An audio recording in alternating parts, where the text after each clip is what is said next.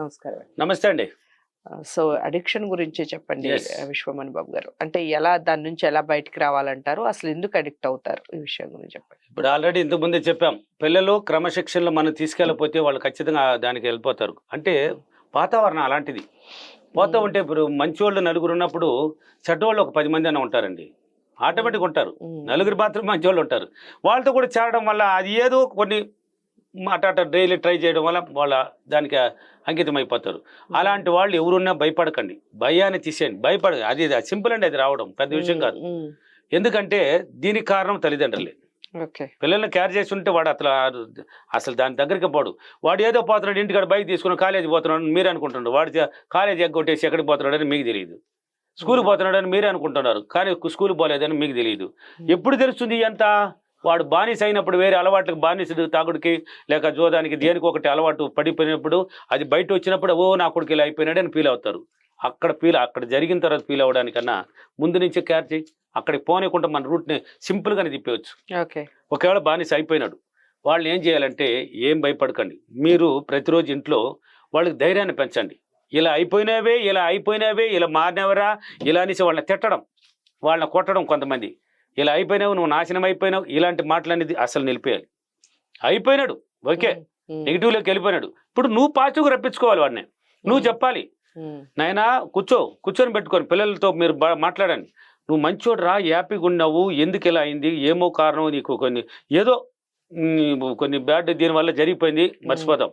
నీ వల్ల అవుతుంది నాయన, నువ్వు మంచోడురా, నువ్వు మంచి పొజిషన్లో ఉండాలిరా, నువ్వు మంచి డాక్టర్ అవుతావు, లేక ఇంజనీర్ అవుతావు, నీకు మంచి లైఫ్ ఉంది నాయన, మేమంతా ఇంత కష్టపడ్డాం, ఇలా కష్టపడి ఇలా ఎదిగాం, మేము మీకు నాలాంటి తల్లిదండ్రులు మీకు దొరికినప్పుడు ఇలాంటి తల్లిదండ్రులు మాకు దొరకలేదు. అప్పుడు మేము కష్టాలను అనుభవించినాం, మీకు ఏం చేయాలన్నా మేము చేయడానికి సిద్ధం ఉన్నాం, నువ్వు చదువుకో, దీంట్లో నుంచి ఇట్లా బయటపడతావు, ఇది ఏం కాదు, ఇది పెద్ద విషయం కాదు అనేసి మీకు తెలిసిన దాన్ని బట్టి ఇప్పుడు ఎంత డాక్టర్ల దగ్గర పోతూ ఉంటారు.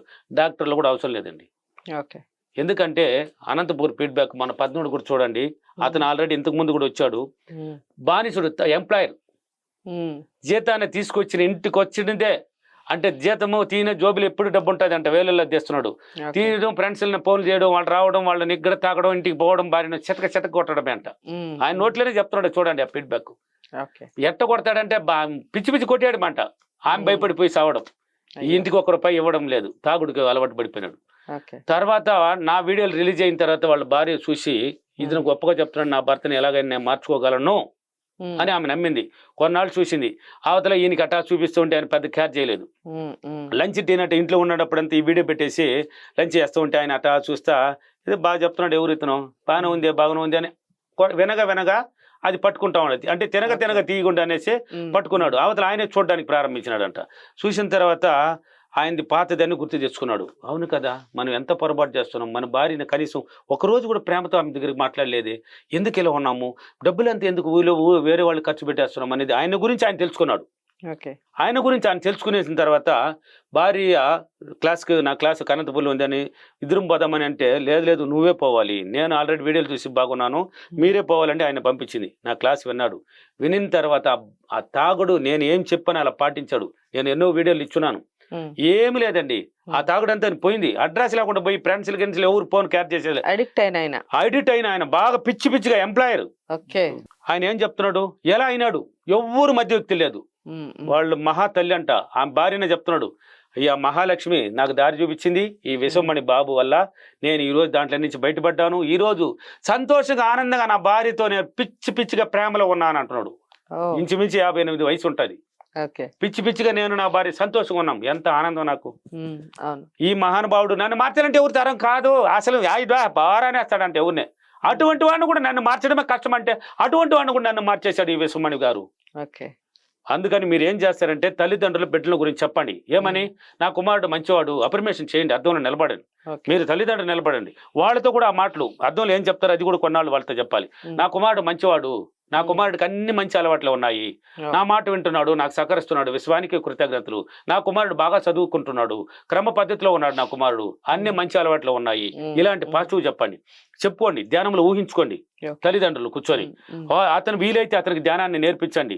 లేక అతను కొన్నాళ్ళ వరకు రాలేదంటే ఆయన కూర్చొని చెప్పండి, నువ్వు మంచోడరా, నీలో ఉన్న టాలెంట్ నీకు తెలియదు నాయన, నువ్వు చాలా తెలివైన వాడురా, నువ్వు ఎట్టుండవు చిన్న వయసులో బలి చదువుతున్నావు, ఏం కాదు, అది పెద్ద విషయం కాదు నాయన, అది సింపుల్, అది మన ఇష్టమా, దాని ఇష్టమా, అది సెకండ్లో వెళ్ళిపోతుంది, నువ్వు ఇలా ఉన్నాయినా, ఇలా చేసుకోనైనా, నీకేం కావాలని చేస్తాను, మంచి మాటలతో ఆయనకి బాగా పాజిటివ్ ఎక్కించండి, ఆటోమేటిక్ మారిపోతాడు. ఎందుకు మారడు?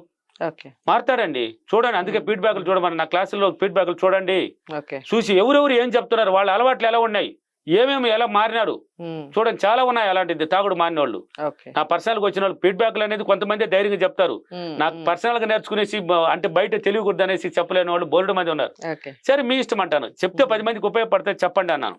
ఆయన చెప్పాడు, మీరు మారారు కదా, 10 మంది నీలాగా మారే వాళ్ళు మంచిదే కదా, నీ వల్ల మారుతారని, నీకు కూడా గొప్పారు కదా, ఇప్పుడు విశ్వమణి బాబు వల్ల నేను మారాను, మా ఇంట్లో మహాలక్ష్మి వల్ల అని నువ్వు చెప్తున్నావు, నాకు ఆనందం ఉంది, నీ వల్ల ఇతరులు కూడా చూసి మారుతారు కదా, మారండి. ఇలా 10 ఎన్ని రోజులైతే అన్ని రోజులు చెప్పండి, ఆటోమేటిక్గా మీరు చేసే విధానం పాజిటివ్గా చేసినప్పుడు నీ థాట్స్ అతని మైండ్లో కూర్చుంటుంది, కొన్నాళ్ళ తర్వాత ఆటోమేటిక్గా అతను నీ రూట్కి వచ్చేస్తాడు, నాకు సహకరిస్తున్నాడు, మంచి పిల్లవాడు నా కుమారుడు అని పదే చెప్పండి. ఓకేనా? ఇలా చేయండి, ఆటోమేటిక్ కుమారుడు మారిపోతాడు. కుమారుడు కాదు, కూతురు కాదు, ఎవరైనా సరే మారే తీరుతారు. ఎటువంటి పరిస్థితుల్లో దీనికి ఏ మెడిసిన్ అవసరం లేదు, ఏ డాక్టర్లు అవసరం లేదు. నన్ను అడిగితే మనమే, నీలో ఉన్న గొప్పతనమే బయట, నువ్వే, నేను కాదు, విద్య అనేది నేను, నీలో ఉన్నాడు ఒకడు గొప్పవాడు, వాడికి ట్రైనింగ్ ఇస్తే వాడు మార్చేస్తాడు, నేను వాడే నీ ఇన్నర్ మైండ్. సో అఫర్మేషన్ కాబట్టి అలా చేయండి. ఈ రోజు అఫర్మేషన్, నేను ప్రతిరోజు చాలా సంతోషంగా, చాలా ఆనందంగా, మంచి అలవాట్లో హ్యాపీగా ఉన్నందుకు విశ్వానికి చాలా చాలా కృతజ్ఞతలు. Thank you universe, thank you money.